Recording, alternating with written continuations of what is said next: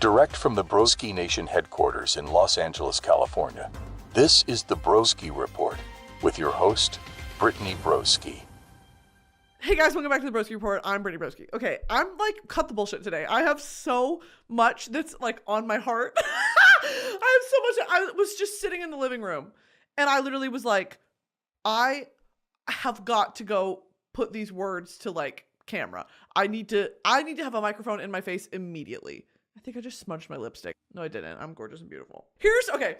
I know there's like a structure to how I do this. I know it's like, I'm talking about music, I'm talking about something is on my spirit that I need to like, I'm about to fucking hyperventilate. Okay, so I'll get into everything later, but let me just get this off my chest really quick. I'm like gonna have a freak out. As some of you may know, I have a favorite Call of Duty cosplayer. I have a favorite one, okay? And for the sake of my embarrassment, I'm not going to name him, but core Broski Nation probably knows who it is. He's my favorite. I don't know if I've ever said he's my favorite, but he is. I have like a little internet crush on him, right? It's like, oh my God. And then he followed me back and I was like, oh my God. And then we flirt on live sometimes. And I'm obsessed with him. Like, I'm obsessed with him. Well, I'm creeping, right? I'm creeping because I'm a woman and that's what we do. That's what I do. Okay, it's the end of Barbie summer. I'm going to creep on my maskless Call of Duty boyfriend crush on TikTok, okay? Because I'm a simple woman. I go to his profile and I'm looking. I'm like, gotta find this dude's last name. Like men are stupid, bitch. I know he's got his last name somewhere on here. And so I'm going through his following because I'm fucking psychotic. I find nothing. Also, a TikTok following isn't really indicative of like, you know, who you are as a person. Well, maybe it is, but not in the sense that I need. So I go on Instagram. Okay, I find his Instagram. It's linked in his bio. Like, I'm on the Instagram. I'm whatever. Going through his following again. It's only like, you know, a handful of people. I'm like, damn. And it's also all cosplayers. Like, he only follows cosplayers. I'm like, fuck. He's also got a good following on Instagram. Like, so, for what he does, like, solid.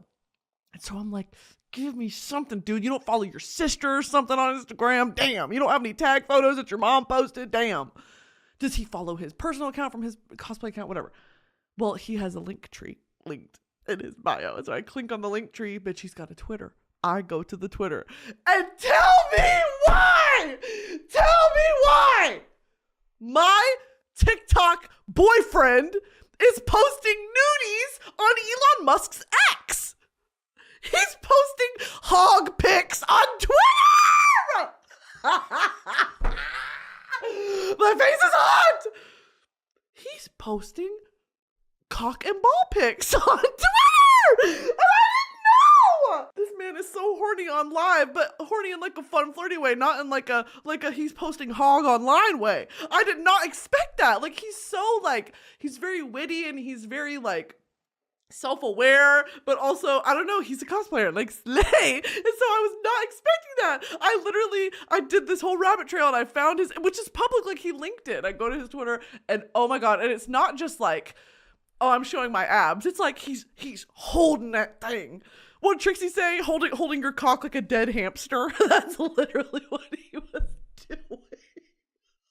Holding your penis like it's a dead hamster is literally like, I just, on the couch, this was probably no more than 10 minutes ago. I was sitting on my couch. I will not show you who it is because I still want him, okay? Baby, it's okay. You can post cock pics on Twitter. Just come home to me. Baby, you can post hog all day and all night. We have got to keep the lights on, but come home to me, okay? That's how I'm feeling in this moment. If you need to post your taint on God's internet, I'm not going to stop you, okay? Just know who that taint belongs to. Me talking to a straight man like that. I need actually to feel the touch of a man.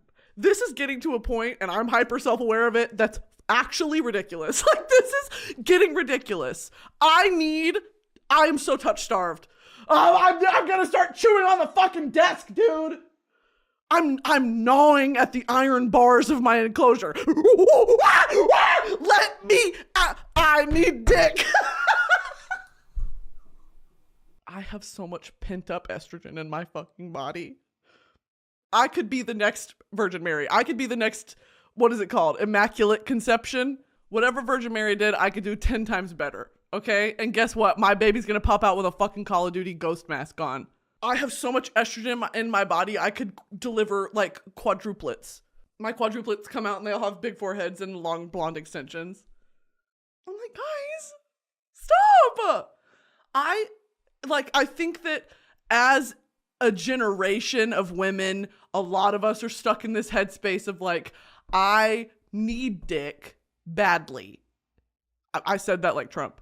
Badly. I need dick badly, the most ever. No one's ever needed dick more than me in this moment. No one's needed cock. Shut up! Badly.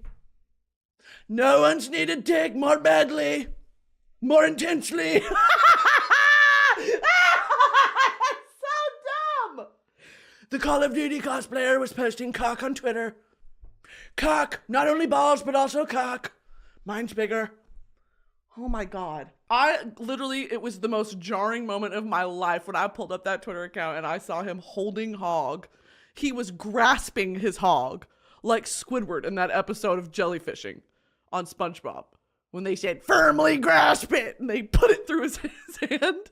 That's literally, this dude was holding his penis, his peener, his weenie peener. I just needed to get that off my chest because I need him. I don't know where he fucking lives. I don't even know his real name. Okay. Actually, maybe I do. Maybe his real name's real name, but I don't know anything else about him because my search kind of was halted, right? Any other information that I was seeking to find I went fucking brain dead the minute I saw hog pics. And he's got like, I think it's not OnlyFans, it's something else that you can pay. And I was like, I know. First of all, if I sign up for that, that's a new low. That's my rock bottom. Y'all thought I had rock bottom? No. There's always lower. Oh, I can always go lower. Buying a Call of Duty cosplayer's fucking Patreon for cock pics. Oh my God! What are we doing? We have lost the plot. This is crazy. This is crazy. I almost did it and I was like, Brittany, stand up. Get up. And so I walked my ass from the living room to the podcast room and I needed to tell you guys about it. I don't have anything else I needed to say. That was kind of it. Thank you guys so much for listening. No, okay, we'll get into it. We'll get into the rest. Let me just take a fucking break. Let's take a break. This is time for an ad. Today's episode is sponsored by our friends at Tinder. Tinder is the world's most popular dating app. So many possibilities really are just a match away. On Tinder, you have the most opportunities to find whatever it is you're looking for, and it always starts with a swipe. Let's talk about how hot transparency can be, guys. With Tinder's latest feature, Relationship Goals, you set your status on your profile to show others what type of connections you're looking for, and you can see what others are looking for as well. There's no more guessing involved. Not only does Tinder give you complete control, but they also have the most safety features than any other dating app.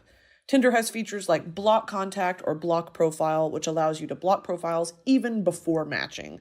They also have video chat, so you can meet your match before meeting in real life. Other apps are hard. Tinder is easy and fun. They also want you to feel comfortable. Over 1.5 million Tinder users go on an in-real-life date every week, so what are you waiting for? Explore all the possibilities for yourself. Download Tinder today. It starts with a swipe. Okay, welcome back. Sorry for the screaming and the yelling and the crying and the pining. I'd like to apologize in general for the amount of pining and yearning that I do on this podcast. It is unrivaled, and it is unabashed, and it is humiliating, to say the absolute least. So, yeah, that's kind of going to be my segue into Songs of the Week. Okay, Songs of the Week, guys. Gotta burp.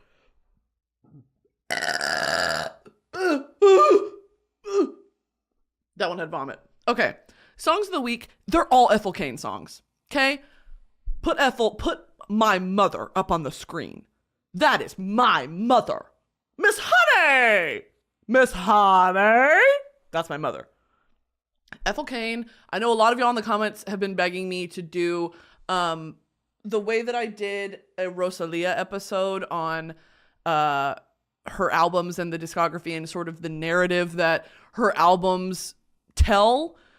Y'all have been begging me to do that for Hosier's discography and also Ethel Cain. And I eventually will get to that because I really enjoyed the Rosalia episode. Also, that was kind of a no-brainer for me because I already knew the story. For Ethel Cain, Preacher's Daughter is such an incredible piece of art. But me talking about this I wasn't just talking about a Call of Duty cosplayer's dick for 30 minutes. I'm not really in my head right now. My head is kind of stuck in the living room looking at his penis, the outline of his penis, okay? Penis. I'm in the crib, in my living room, looking at peen. And it's not by choice, okay? I was hit with that. I thought I was just going to scroll and find some funny musings from my TikTok crush. I saw hog. Okay, Ethel Cain. The 3 songs of the week. Preacher's Daughter. I was talking about Preacher's Daughter. That is Ethel Cain's album. And it's inspired by obviously growing up in the church and the traumas that are associated with that. But also the story of Preacher's Daughter, I think I'll have to Google it, but it's something about they fall in love and she eats him or he eats her. And it's some allegory for how true love is like a cannibalistic act. Christ. Let me look it up, actually. We're going to look it up. Debut album Preacher's Daughter. It dissects both the glory and gore of strangers, religious tolls, and generational traumas that Ethel faces. She continuously searches long and hard for slight glimmers of the American dream, but this inevitably leads to her abandonment and gruesome death. Preacher's Daughter documents the life of Ethel and her relationship with a lover. In A House in Nebraska, which is a great song, she talks about how she misses her lover and how she's remembering all the times they shared. In Hard Times, she talks about an abusive relationship with her dad and also her feelings to him after that. Ptolemaea is the climax of the album, with lots of religious themes and haunting voices, as if Ethel is hallucinating. The name Ptolemaea references the 9th circle in Dante's Inferno, which is for betrayers.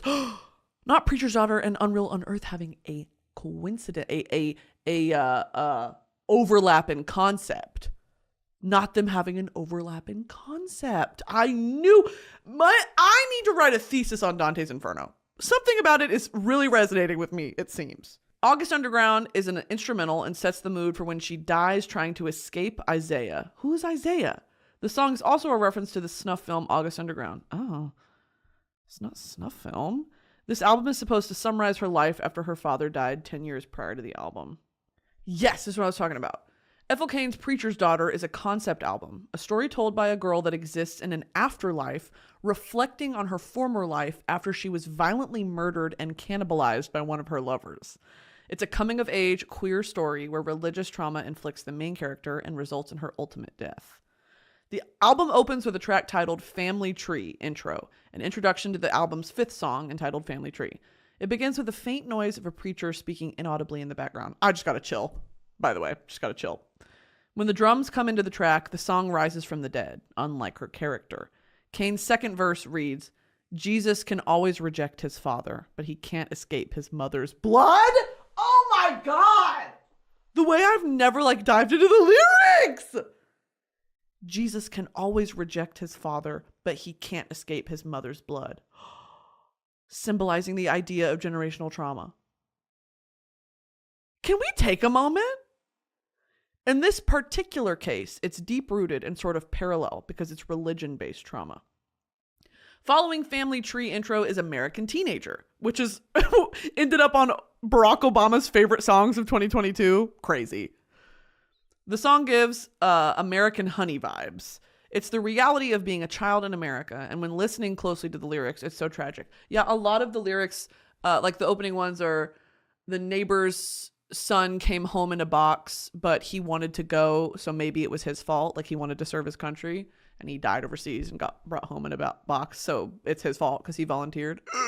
Some of my favorite moments are when artists have an upbeat production but upsetting lyrics. It's a sort of cognitive dissonance for the listener. It's cruel and critical of the American dream that sets this song ablaze. This is the author of this article saying, my favorite track on the album remains the 7-minute long 5th track, Family Tree, solely because Cain's vocals are otherworldly. And I agree. The riffs she does at the end are it's stupid, dude. It's stupid how talented she is. And it's that sort of, I don't know if, this is cringy, but maybe you get it.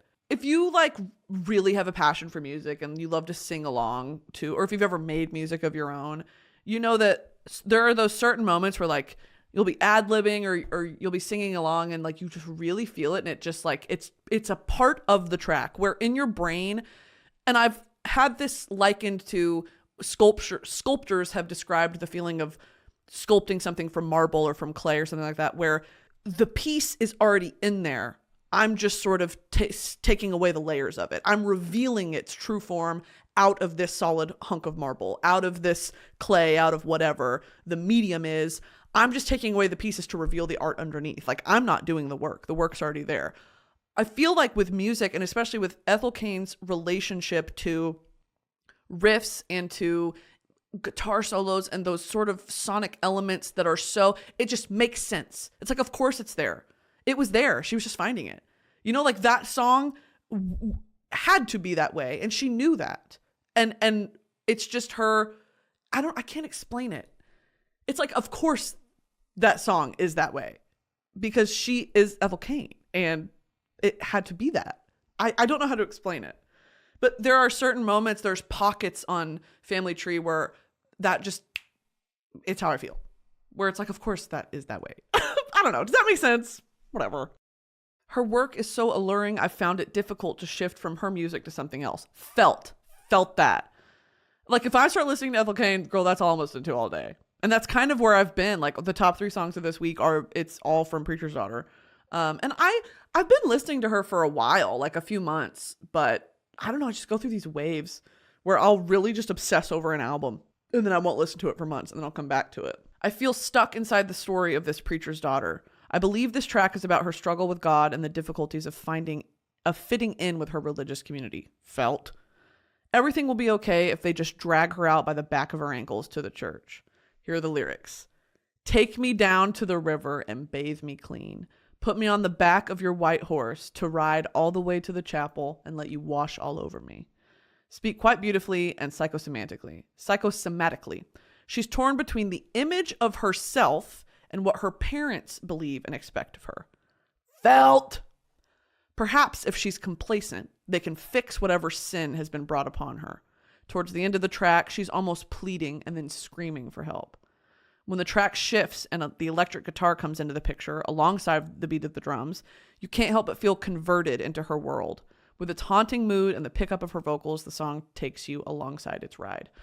This is also this article is from The Wit Online, and it's written by Daniela Garofalo. And she's eating so far. I agree with everything she said. The next song, Hard Times, the sound of crickets in the beginning of the track complements this song beautifully along with her humming.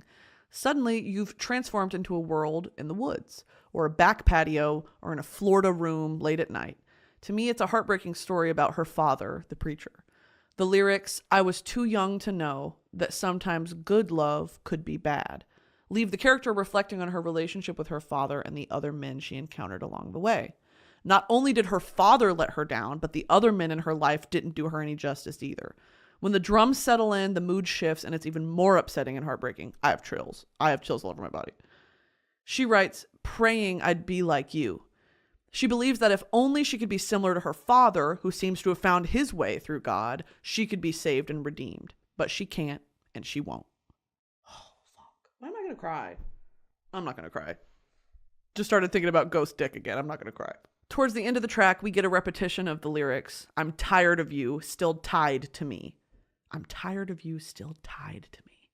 She cannot help but wish she didn't have her father's words and ideals in the back of her head, or the past trauma he's caused her. She wants to be free of him, but she can't help and look back on all the damage that's already been done. This line reiterates again the generational trauma that this character undergoes and having no control over the family you're born into. It's a sick joke where the character is trapped in a purgatory she can't escape. Okay, here we go. Here's the Isaiah lore. Because even I was confused about this. Like, I knew it had something to do with a cannibalistic love affair, but in what sense? Like, literally or metaphorically? And how does that intertwine with the sort of religious sin aspect of it? Okay. According to the lore, the 9-minute-long 7th track, Thoroughfare, is about a character named Isaiah, who she meets in Texas. In some torn-up clothes and a pistol in her pocket, which are the lyrics, They decide to travel through the states together in search of a love that his parents shared. Instead, they fall for one another. Kane writes, "But in these motel rooms, I started to see you differently, because for the first time since I was a child, I could see a man who wasn't angry." I have chills all over my body. This line is highly ironic and emotional because she is convinced she's found a man that is indifferent to her harsh father. However, he happens to be the lover that murders her at the end of the album. Whenever a harmonica is utilized on a track, it's serious. Kane's use of the harmonica reminds me of Alanis Morissette. When the drums and her vocals pick up, the track transcends. This 9-minute long song could stand as a story of its own. Her imagery takes you right there alongside the two of them. You have to experience it for yourself. This author slays. She's eating. Towards the end of the album, Kane gifts us with the 2 tracks that I've had on repeat last month. Sunbleached Flies, banger, and Strangers are so beautiful and are on my overarching list of favorite tracks. Sunbleached Flies begins to wrap up the album in a sad but hopeful way.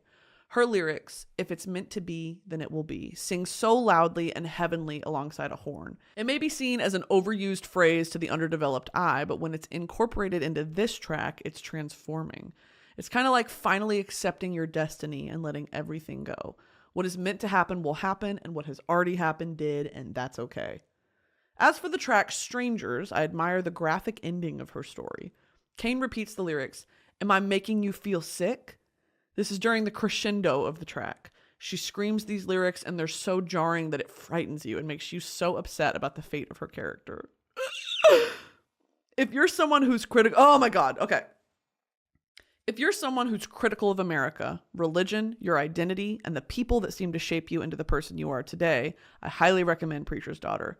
Start with the track Ptolemaea. If you despise it, if the haunting screams of Ethel Kane don't terrify you and leave you wanting more, it's not for you. Ptolemaea, the first time I heard it, I was like, what the fuck is this? And then I started to see it on like radical feminism TikToks on TikTok. Because there's a line at the end where she's saying, stop, stop, stop, like louder and louder, more ferociously. And at the end, it's this like blood-curdling, guttural scream of her screaming stop. And then all the music crashes in and it's like, I can't even... It's that same feeling of like, of course this piece of art existed. She just had to find it. She just had to make it. It was there. It was for her. I followed you in and I was with you there. I invited you in twice. I did. You love blood too much, but not like I do. Heard you, saw you, felt you, gave you, need you, love you, love you, love you. What fear a man like you brings upon a woman like me. Show me your face. Please don't look at me. I can see it in your eyes. He keeps looking at me. Tell me, what have you done? Stop, stop, stop. Make it stop. Stop, make it stop. I've had enough. Stop. I am the face of love's rage. I am the face of love's rage. Blessed be the daughters of Cain, bound to suffering eternal through the sins of their father. Hold on. Pause. Are you bitches hearing this?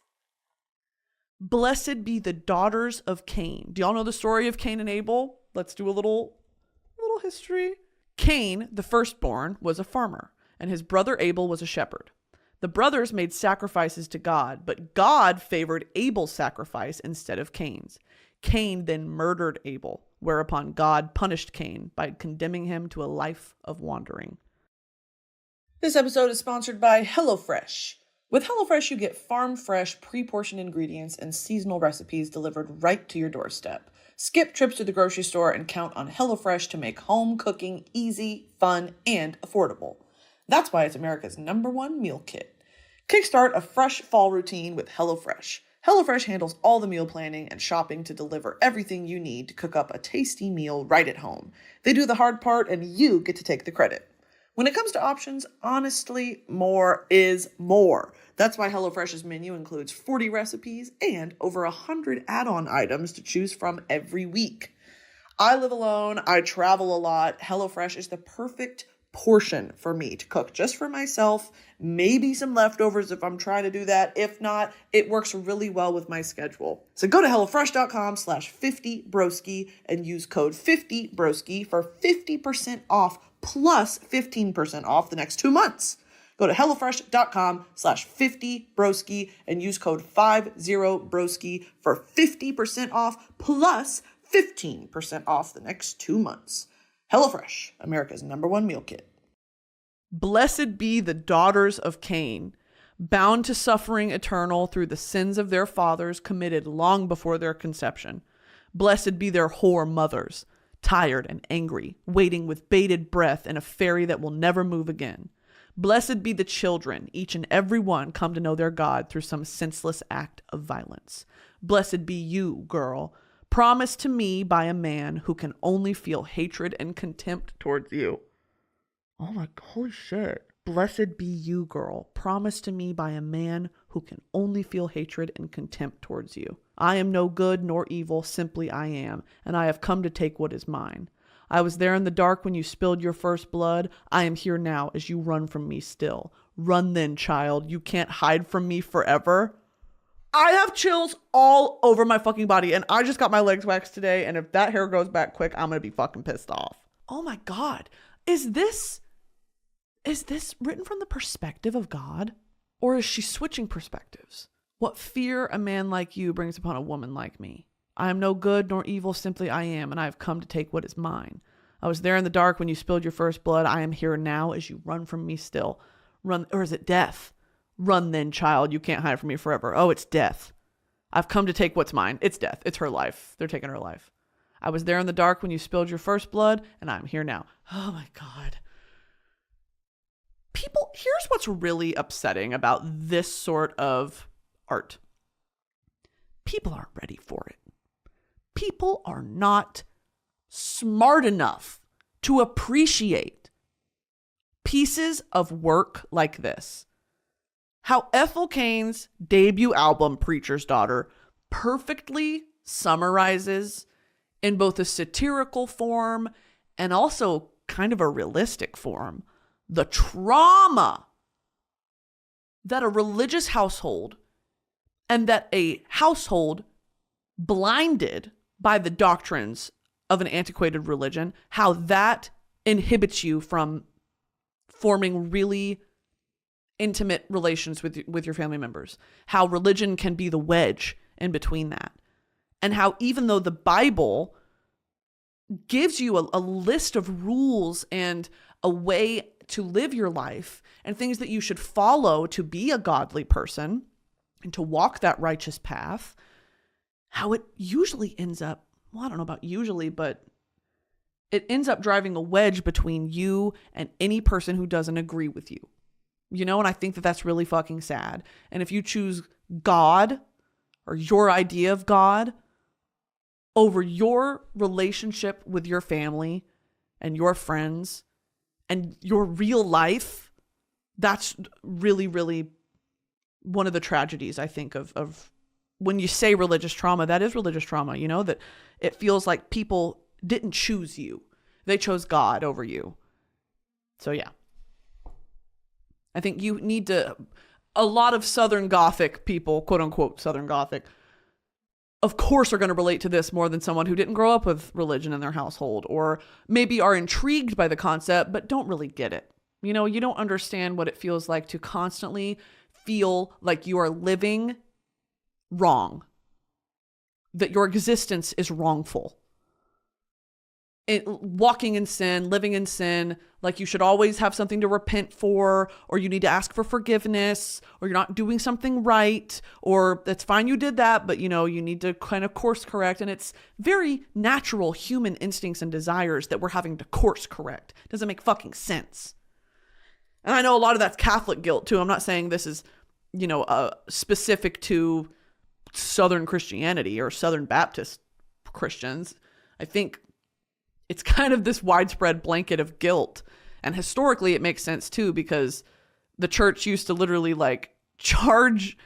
Oh my God. The church in Europe used to charge people to be cleansed of their sins. Like there's so many things. If you tell someone they're living wrong, but you have a solution where they can live right, you're creating a problem, and now you are the sole person that can fix it. And I think that is so manipulative, and it is so controlling, and it's so dangerous, and it's all the things wrong with specifically American Christianity of it's just this tool to control people.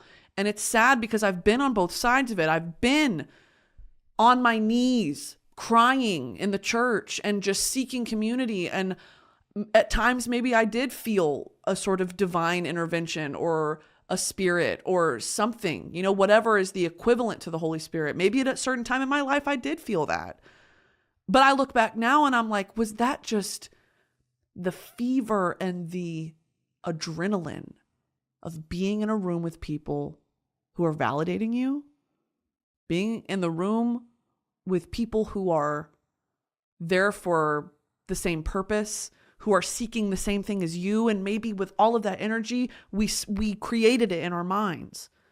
I remember specifically, and this is very vulnerable, I remember specifically when I would go to these like revivals or vacation Bible school or these sort of week-long excursions with the church, with my youth group, I remember faking it. I remember standing there in the pews or in the chairs that they'd set up in some conference room, and there's a live worship band playing music, and the music is on purpose, kind of manipulative at its core. It's incredibly emotional, and they use chords that are, and I've heard music theory people talk about this a lot on the internet, they use chords that are specifically reminiscent of like ballads or very emotional music, that you have this sort of intrinsic emotional response to.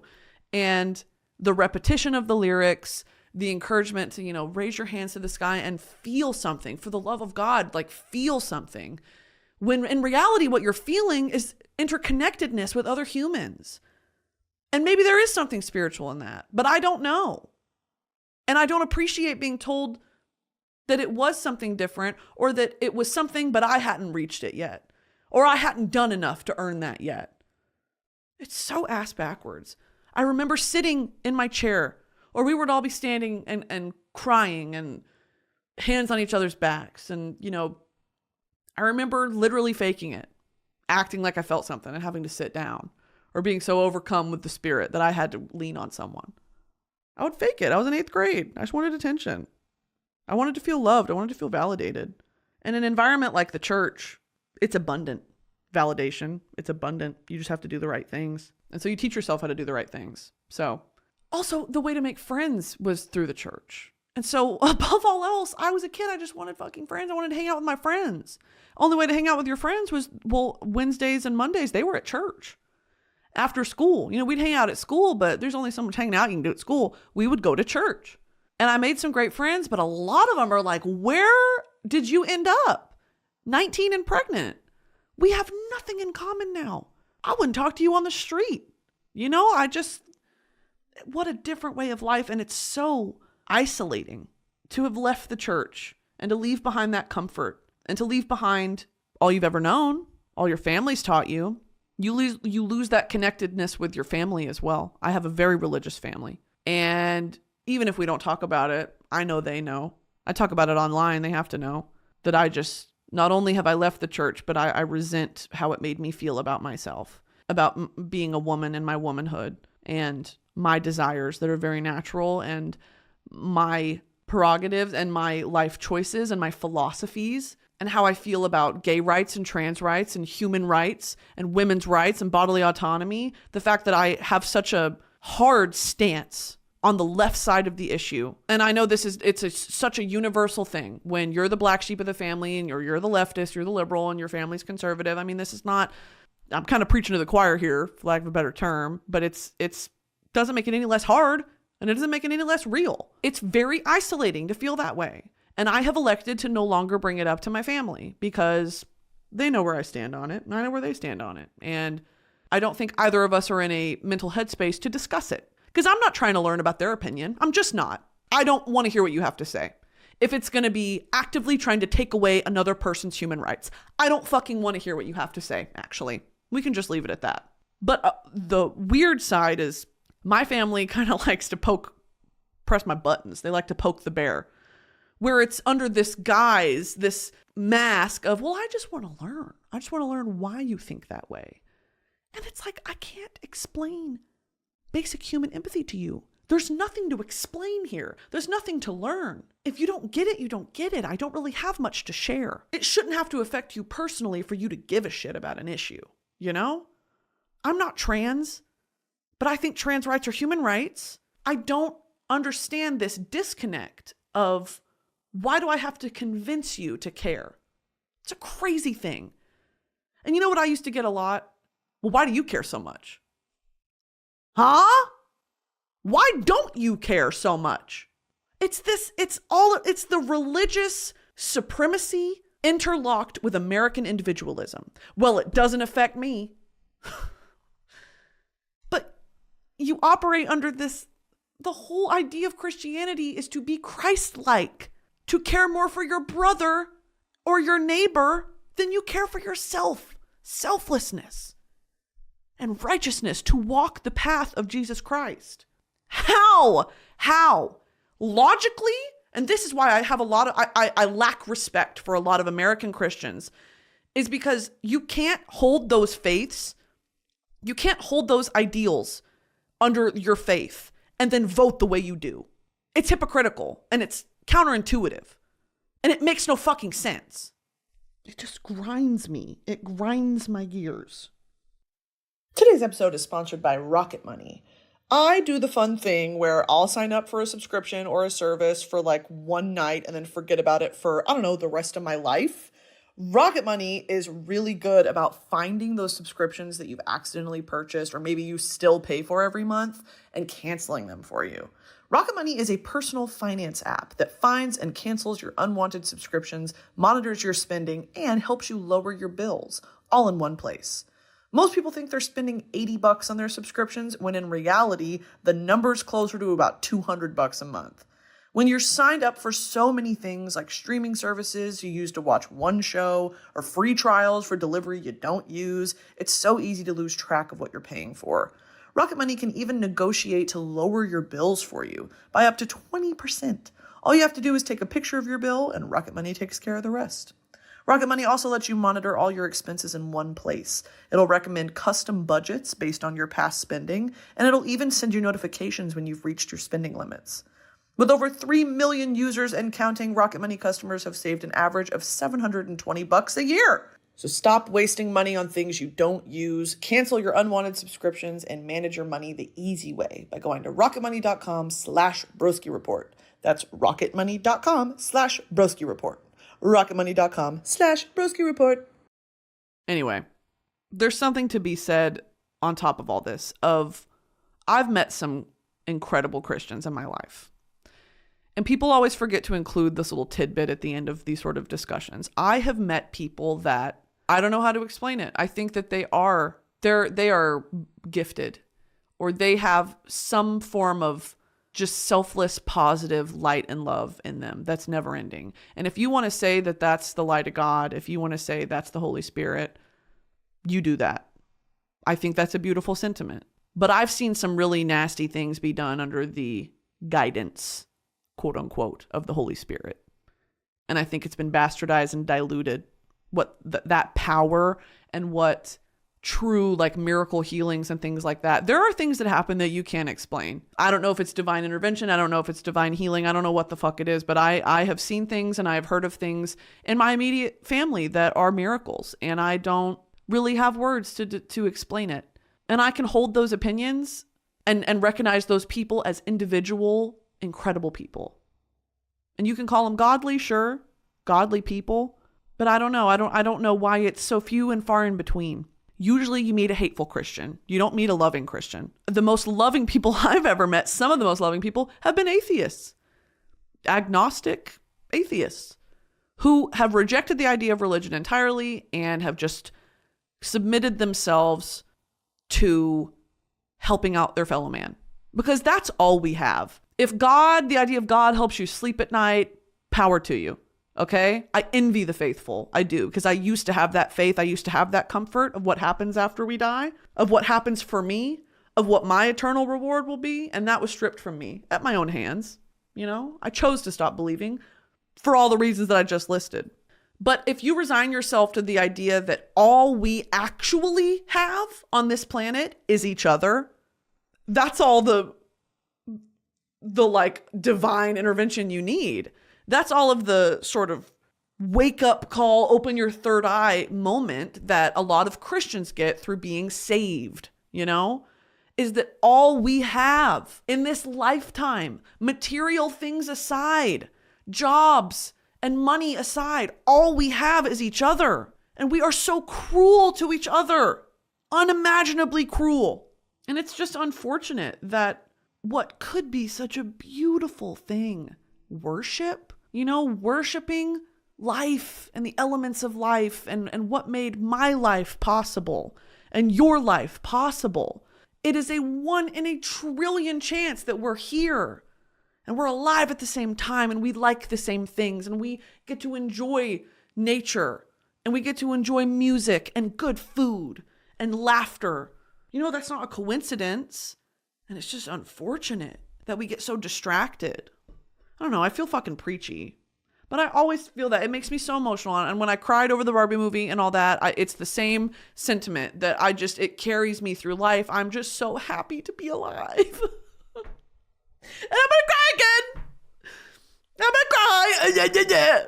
I'm so happy to be alive and making it out of the really hard journey of leaving the faith and unlearning my faith.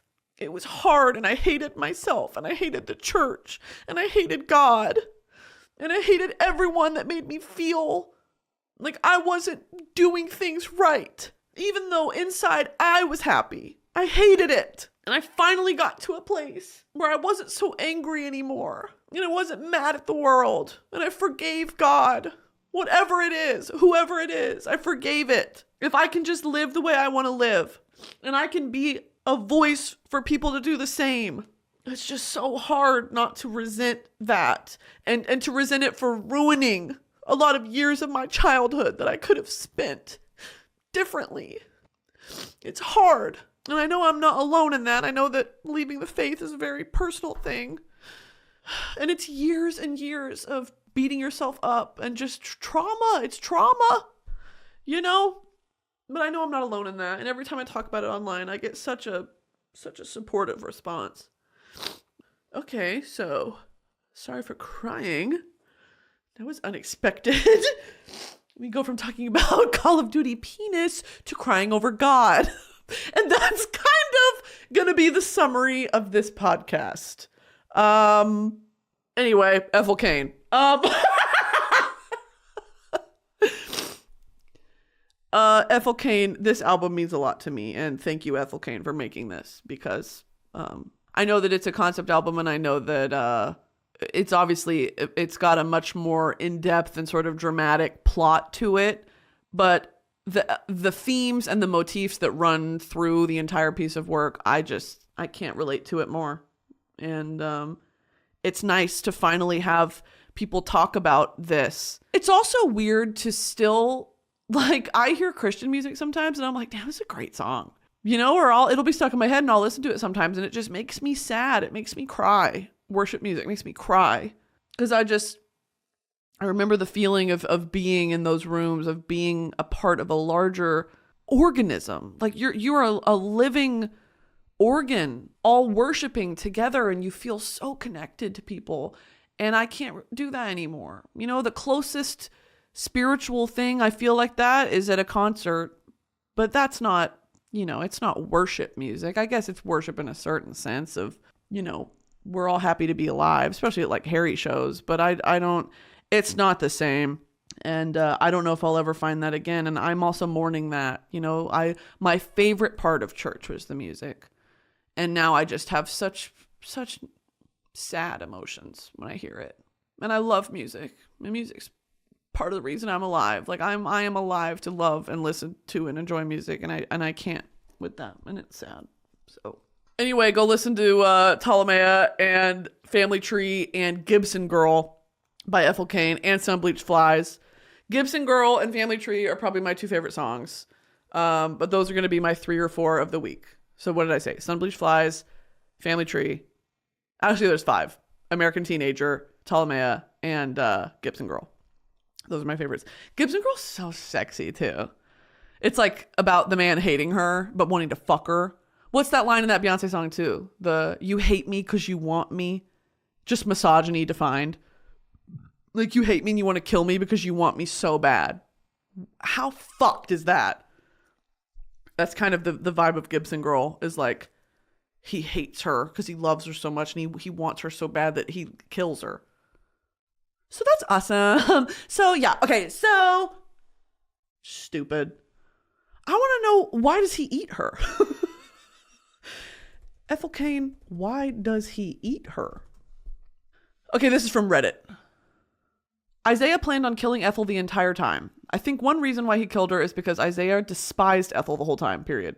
Hayden said the last verse of Ptolemaea are Ethel's darkest fears speaking to her, and that the man referenced in the line, "Blessed be you, girl, promised to me by a man who can only feel hatred and contempt towards you," is Isaiah. And we know Isaiah being a cannibal is a moment by itself, and he did not plan on eating her. He kills her before he eats her. And he's not really a cannibal by nature. He just has a psychotic break and they have no money and he just kind of goes crazy and eats a piece of her before the cops find him. He doesn't like devour her entire body. LOL. What the fuck? What is this link from? Oh, it's literally Ethel Cain answering it. Okay, so this was a blog post from this time last year, I think. So someone asked, so I've been seeing a lot of people saying that Ethel was eaten alive, but this isn't true, is it? Wasn't she dead before her lover started eating her? I'm just asking because I want to get a better grip on the timeline of the plot in my mind because it's so intense. I assumed that Strangers was from the viewpoint of her ghost looking on as her flesh is consumed, since August Underground and televangelism represent her death. She answers and says, oh no, he kills her before he eats her. And he's not really a cannibal by nature. He just has a psychotic break. Wow. Okay. The lore. Someone else said, I've always perceived it as a personification of the symbolic way that men took everything from her. It was the last thing that could be taken. She was used her whole life by a lot of people. Just another way she had no control over what other people chose for her. Even her final resting place was taken and consumed by a man in her life. Oh! Oh my God. Oh my God. Wow. Okay. So I know I said I was going to do, listen, it's my podcast. I can do a whole other episode on this album again, if that's what y'all want. But I feel like that's kind of the overarching summary. We can go through the lyrics and kind of what the lyrics mean to me, maybe at a later date, or maybe we skip, because I just kind of did the whole album, save a few songs. We could skip that and I could do just Hosier. But I think I'd rather do Hosier's. I'd rather do Wasteland Baby than Unreal on Earth, because I'm still, like I said, spending time with the third album.